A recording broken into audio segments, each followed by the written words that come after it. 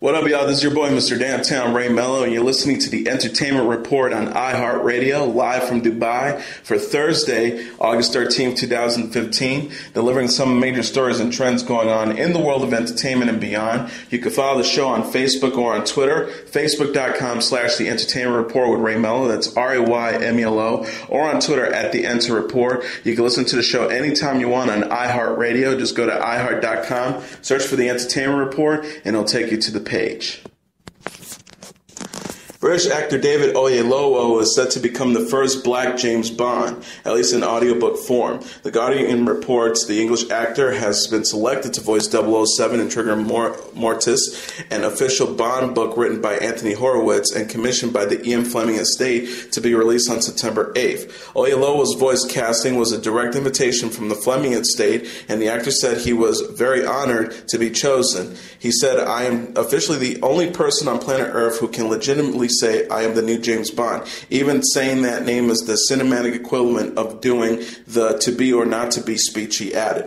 He also said, "I was asked specifically by the Fleming estate, which is really special." Speculation over the casting of a first black Bond on-screen refuses to abate, with Luther's star Idris Elba continuing linked with the role despite ruling himself out on numerous occasions.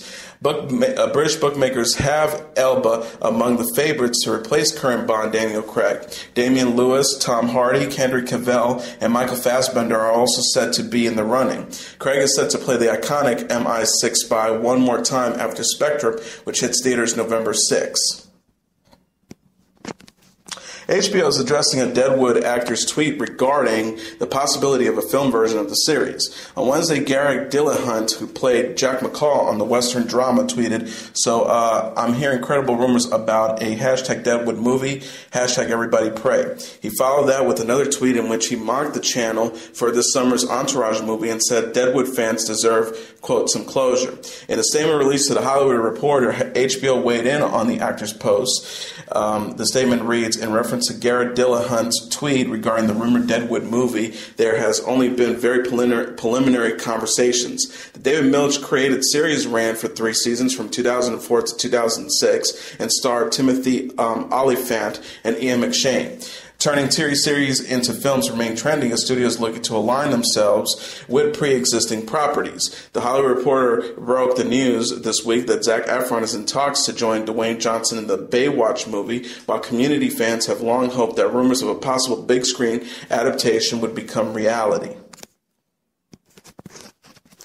Zack Galifianakis is in final negotiations to voice the villain in Lego Batman, Warner Brothers spinoff of the Lego movie. Galifianakis will voice Batman's classic arch-nemesis, the Joker, joining Will Arnett, who is reprising the role of the Cape Crusader he originated in the Lego movie. Michael Cera recently came on board to voice the hero's sidekick, Robin. Dan Lin, Roy Lee, Phil Lord, and Christopher Miller, the custodians of the Lego screen brand, are producing. Chris McKay, the animation supervisor on Lego movies, directing the project, which has a script written by author-screenwriter Seth Grahame-Smith. Galifianakis starred in Masterminds, an ensemble comedy that was to have been released by Relativity this fall, but is now postponed indefinitely as the company undergoes bankruptcy. He just wrapped shooting Fox's 2000 comedy Keeping Up with the Joneses with Gail Gadot and John Hamm, and will be appearing in Baskets, the TV show he is executive producing with Louis C.K. NBC's bid to bring Xena the Warrior Princess back to the small screen is still in full swing. Despite public statements from former star Lucy Lawless, NBC Entertainment Chairman Bob Greenblatt confirmed to The Hollywood Reporter that the network is looking for a way to reboot the beloved series in which she starred as the Warrior Princess. Greenblatt told The Hollywood Reporter on Wednesday night at the NBC Universal's Television Critics Association summer press tour party at Spago. Yes, we're in the early stages of developing a new take on Xena, and we're currently looking for a writer. As the Hollywood Reporter exclusively reported, in July, NBC Universal International is prepping a Xena reboot with original series executive producers Robert Tapert and Sam Raimi. Sources told the Hollywood Reporter that the new modern Xena would have to have the charisma and charm of Lawless and the smarts of the Hunger Games Katniss, as producers are said to be looking for a sophisticated and smart superhero for a new generation. The potential series is being eyed for 2016. Greenblatt said, confirming I don't think it's just a continuation, but we haven't gotten that far. I think it's a great character, and we should try to figure out how to revive it somehow. He also confirmed that there's a deal with Sam and Robert Tappert to produce, and it's with NBC International. While the executives noted that it was too early to tell what the focus of a new Xena would be, he said much of the creative would depend on the writer's vision. Sources indicated that the network is meeting with their top choice for a scribe for the potential series, though who that is being kept under wraps. As for whether Lawless would have an on-screen role, Greenblatt noted that he's open to it on one condition. He said, we'd love to have Lucy to be part of it. If we felt that her presence didn't overshadow the direction we'd take with it. I'm not so sure how she could be part of it if she wasn't playing Xena, and I don't know if that's a direction we'll ever go. He said, noting that he'd be open to having the actress who's married to Tappert involved creatively behind the scenes. Greenblatt's comments come after Lawless tweeted the news of the Xena reboot was just a rumor and told reporters at the TCA, where she and Ramley were promoting Star's Evil Dead sequel Ash vs. Evil Dead, that the trio weren't involved in a reboot. She says, they could be doing this without us. They have the right to, don't they? I love to see it happen, and I know that NBC wants to do it, but they're just trying to find a way and the time. Ryan Seacrest is headed to late night. The multi-hyphenated has been tapped to host NBC's late night coverage of the 2016 Rio Olympic Games. The show will be live like much else on Seacrest's resume and feature a mix of interviews, human interest stories, and a roundup of the day's news. It'll be filmed outside of Copacabana. Seacrest served as a correspondent for NBC's 2012 coverage of the London Games, which drew a record 217 million plus viewers. There, Seacrest was one of the hosts of the closing ceremonies and interviewed Olympians, including U.S. swimmer Michael Phelps, during the game. NBC Olympics executive producer Jim Bell, in a statement announcing the news, said Wednesday, the late-night atmosphere will be electric, and we're thrilled to have Ryan Seacrest in the middle of all, capturing Rio's unique flavor, taken to Olympic athletes, and tell the stories of the day. Added Seacrest, I appreciate Jim Bell's confidence along with everyone at NBC Sports. I can't wait to reunite with the team of the broadcasters and producers for the 2016 Rio Olympics, and I look forward to hosting the live late-night show. Earlier this month, NBC Sports execs told reporters that they expect the Rio Games to exceed the more than $1.1 billion in advertising booked for the London Games. Boosting the bottom line is the advantageous time zone. Rio is just in 1 hour ahead of the U.S. Eastern time zone and the continued interest in live events. The news of Seacrest's late-night show comes as his contract with sibling E is set to expire after September's Emmy Awards, where he'll once again appear on the red carpet. Elsewhere on TV, he's prepping his 15th and final season as host of American Idol and will continue emceeing ABC's New Year's Eve program, Dick Clark's Rockin' Eve with Ryan Seacrest. His short-lived Fox reality show, Knock Knock, was pulled the week before last.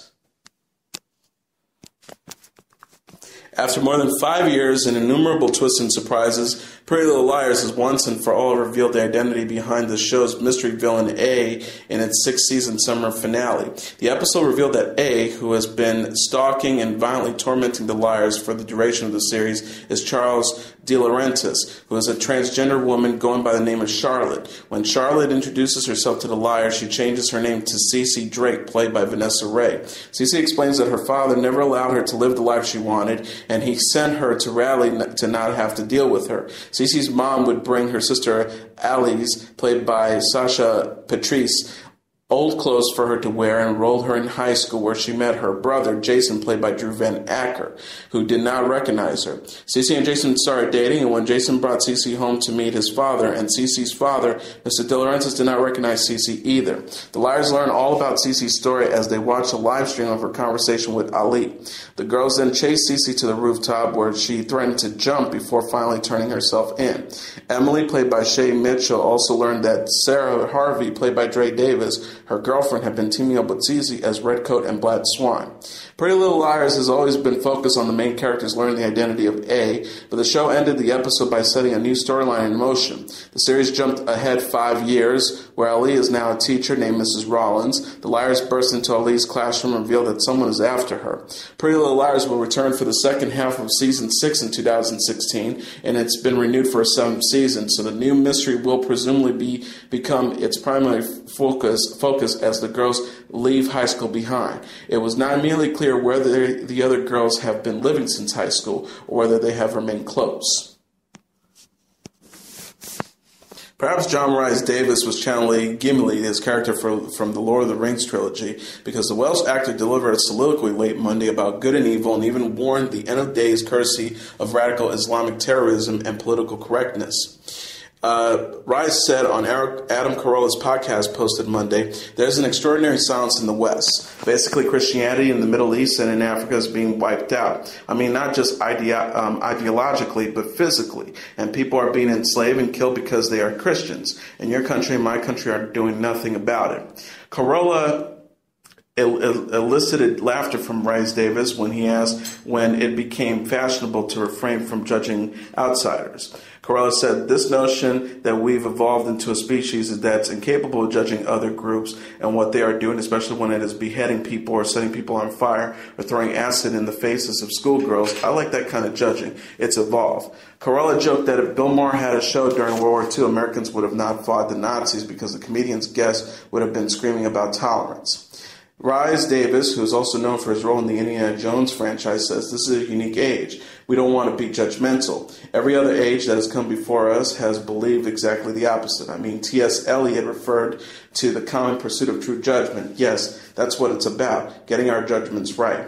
Rhys-Davies was on Carolla's podcast, which has been recognized by Guinness World Records as the world's most popular podcast, to promote the DVD release of The Return to the Hiding Place, a film about Jews in Holland during World War II that was directed and written by Peter C. Spencer, also a guest on Monday night's podcast. Rhys-Davies also said it's an age where politicians don't actually say what they believe. They are afraid of being judged as being partisan. Heaven forbid that we should criticize people who, after all, share a different value system, but it's all relevant. It's all equally relevant. We're all the same, and God and the devil, they're the same. Aren't they, really? Right and wrong? It's really just two faces of the same coin, he said, mocking what he sees as politically correct doctrine. He ended by saying, we lost our moral compass completely, and unless we find it, we're going to lose our civilization. I think we're going to lose Western European Christian civilization anyways. It's that time of the year again when we all anticipate who will land on the coveted Vogue's highly coveted September issue. And it looks like the wait has ended earlier than expected. On Wednesday, a photo of the cover starred none other than Beyonce leaked online. The Twitter account @Bay_Lesion posted the image and called it the first look to Bay's flawless Vogue cover. While the Fashion Bible has yet to officially release the cover and its accompanying storyline, that is, if there is a real deal, there's no arguing that Queen Bee is working that lacy dress and wet hair. This marks the third time Jay-Z's other half has covered Vogue. Her first cover was for the April 2009 issue, photographed by Mario Testino, and then most recently the March 2013 issue, shot by Patrick DeMarchile. Much like this year's September issue, the 2014 cover, which starred Insta girls Carly Kloss, Joan Smalls, and Carla Devanejane, happened to leak online too. And in a related story, 16 years ago, the music producer Tim Timberland Mosley worked with Jay-Z on a track for the album Volume 3, Life and Times of S. Carter. At the recording session, Timberland grabbed the CD that contained Middle Eastern music he believed to be in the public domain. He found a particularly distinctive Egyptian composition, the kind of song one might expect to be played for a belly dancer. Timberland focused on a particular measure of this song with an amazing flute melody and looped it. Jay-Z's rap, "You Know I Thug Him, F Him, Love Him, Leave Him," came on top. And so, Big Pimpin' was created. Rolling Stone magazine has since called it one of the 500 greatest songs of all time. When Jay-Z's hit came out, a foreign subsidiary of EMI identified the sample as coming from the Balajid Hamid composition Kashira from the 1960s European film Fatah al-Halama. EMI claimed the rights stemming from the deal. EMI claims rights stemming from a deal with an Egyptian outfit that had made its own agreement with Hamdi's heirs. Timberland then paid $100,000 to EMI for right to use the sample, and that money was supposed to end any dispute. Except it didn't. Instead, what resulted is one of the longest-running active lawsuits in America, not just in entertainment, and it finally is scheduled to go on trial on October 13th. Both Timberland and Jay-Z will testify according to court filings submitted on Monday. The lawsuit files in 2007 in California federal court comes when Osama Ahmed Fahmy, the nephew of Hamdi, who is targeting Jay-Z, Timberland, EMI, Universal Music, Paramount Pictures, MTV, and others. After all, Big Pimpin' has been exploited by many. If this case was as simple as determining whether Kashara was illicitly copied and the damage therein, it would be interesting enough. Here, for example, are some of the exhibits attached to a Jay-Z deposition that Jay-Z gave in the case: a Live Nation touring business plan, royalty settlements for Jay-Z, and his agreement with Rockefeller Records. The Jay-Z side believes that it properly licensed Kashara, and even if not, it's not for Fahmy to challenge. Soon after Timberland made his $100,000 deal, Fahmy reached an agreement with the Egyptian outfit that had given EMI rights. According to court documents, the Hamdi heir got a lump sum buyout in exchange for assigning song rights. The defense memorandum states on Monday, pursuant to the 2002 agreement, plaintiff gave up exclusive contracts to the rights of Kashara that have applications in the United States, and therefore he has no standing to bring any claims.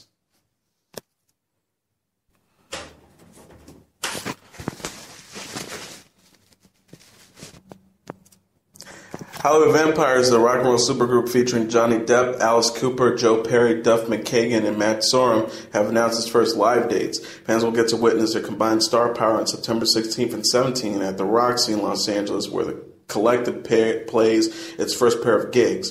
The Sunset Strip is an appropriate setting for the initial show, since the group takes its name from a hard-drinking exclusive club of 70s rock stars that included Cooper, John Lennon, Keith Moon, and Ringo Starr. Tickets go on sale Friday via Ticketfly. Next up, the band has announced one other live date, a September 24th performance at Brazil's Rock in Rio Festival.